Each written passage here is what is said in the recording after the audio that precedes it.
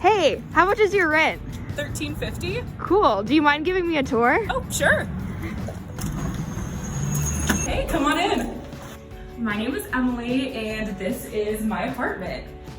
This is my living room. I really like the amount of space that I have. I have enough room for a good sized couch to have people over and also a pretty decent desk setup, which has been really helpful for me as a grad student. Oh, you're in grad school. What do you study? I am a second year student in the O'Neill School's Master of Public Affairs program. My concentration is policy analysis. Oh, do you have cats? Yes, I have 2 cats. They live here with me. There's Juniper and Honeydew. Hi, Juniper. How do you get to and from school from your apartment? I live very close to a pickup spot for the 6th line that goes right in front of my building. So I go there, the lines run every 20 minutes here during like school hours, so I'm able to get to my building pretty quickly in the morning.